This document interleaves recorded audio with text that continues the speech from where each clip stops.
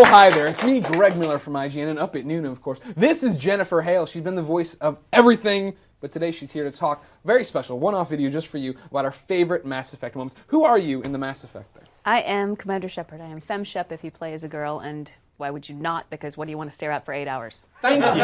Way more than 8 hours, too. Yeah. I wanted to stare at the planet and just mine the hell out of it, but that's another story. Fem Shep, a huge part of video games. I mean, like, so iconic right now. How did you get that role? Was that knowing somebody? Was that just auditioning? Auditioned, yeah. Has that been the story for most of your big things? Yep. Okay. Everything. So then, you talked about it a bit on Up at Noon. Everybody watch Up at Noon. Watch Up at Noon. It's over on that IGN thing. We'll put up a link right here for you to go see it. What are your favorite Mass Effect moments? No particular order if you don't want to go. What are your 5 Mass Effect moments that stand out to you? Well, the number one thing is that there is a Fem Shep. That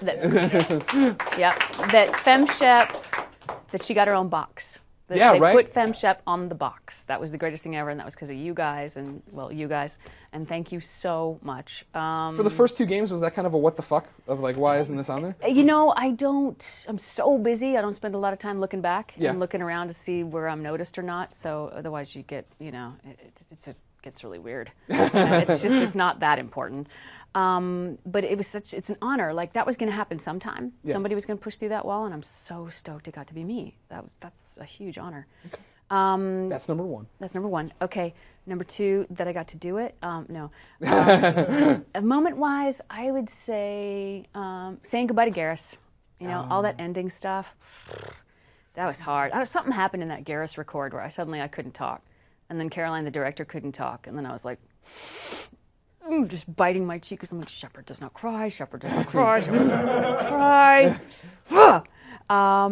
And then probably recording the ending. Well, how does that all speak to you? You talked about on Up at Noon a little bit, right? That it's kind of all these things out of context, and so as you're going, especially with Mass Effect, where the game has so many different branches, does that all stick in your head that you're going through and you're like, well, I know that this character means something to me, or how do you bring to life those kind of moments where, and me as a player, right, like, you fucked Garrus. That's what my Fem Shep did. So for me to say goodbye to Garrus, it was a huge deal, right? Gosh, I had never thought of it in those terms. Wow.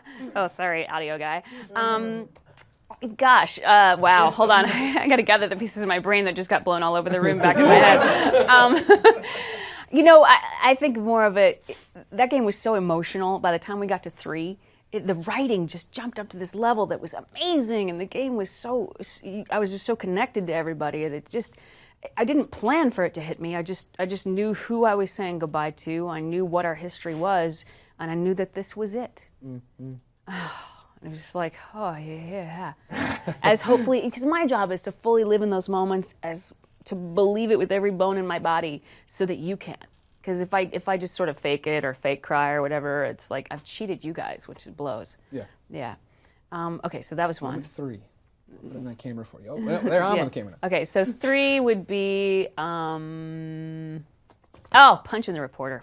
She had it coming. Yeah, she totally did. I always say that Paragon Shepard is who I wish I was, and Renegade Shepard is what I want to say.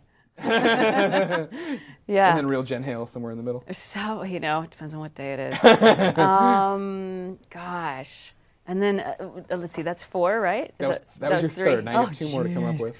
There's so much. All the Elusive Man stuff. Now, for stuff like that, or, Martin Sheen, right? He brought that guy to life, as we're talking about. So did. Were you in the studio with him? No, this is all separate? By myself. Okay. But they have a system called Veda that's proprietary to BioWare that they've developed where you don't use any paper.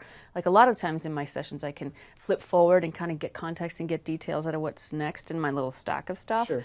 But I can't do that with that because it's on a monitor and they control when it goes through. But the good news is that if someone has been in to record before you, you get to hear them in your cans, if you're wearing cans or through the speaker. So it's almost like you're talking to them, which is amazing. Unfortunately, I was first in a lot of my records, so I didn't often get to do that. The reason Martin Sheen's so good is because you were there. No! Well, I'd love to take credit for that, but no. But I did have some times when I could do that with Allie Hillis, or with Martin Sheen, or with Tricia Helfer, or anybody in the cast, Steve, Barr, Steve Bloom, all those guys. It was great. And in some of the recordings, we did some pickup stuff with the the ending scenes with Anderson. And I got to go back and forth with him a little bit, which was just like, whoa. That would probably be my other favorite thing, was getting to go back and forth with everybody when Veda was loaded up with other people's dialogue. Because we don't get to work together enough, and there's an extra magic that happens when you're actually in the room with somebody. It's, you know, the sum is greater than the, what's that parts, saying? right? Thank you. Yeah. The whole is greater than the sum of its parts. I finally remembered it. Yes. Hey! Hey! And that's her fifth favorite Mass Effect moment. So, you have one more in the docket. Do you have anything else in the chamber? God. There? What's one more that stands out to you about the whole Mass Effect experience?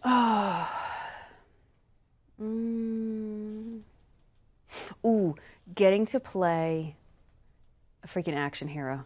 Right. You know, a real, like a soldier, like someone who's constantly pursuing something, and it was never about, not about TNA, it's not about, you know, anything but saving people and doing the right thing, because wouldn't that be amazing? If that was your life, you know? I mean, hard as it is, you know, to have such a huge purpose would be incredible. Now, I'd be remiss if I didn't ask, what did you think of the ending for the trilogy? There was I don't know if you know, a bit of a hubbub on the internet. I heard about that. I heard about Ryan that. Altano. Oh, what? wah, People wah. were upset. Oh. Ryan, were you upset? I thought that it was really well done, honestly. I think that it's, yeah. I think anybody out there knows who's a writer. Writing is hard. Writing endings is really hard. So imagine an ending where you've got, you know, many thousands of co-creators. How do you do that? Yeah. And I thought BioWare was, and Casey and Mac and the team were genius in the way they took everybody's input in and the strong reaction. And I love the way that some people got really personal and nasty with them, and they just set that aside and they went, let's answer you guys. And they came up with, oh, that's the other thing that I loved the most, was the Citadel DLC. I loved that. That was so much fun. And they came up with that, which was just like a little love letter to the fans. It was beautiful. Yeah. Jennifer, thank you so much for coming by. Thank you for being the voice of Shepard. Thank you. Good luck to you and the Thank rest you for of your playing.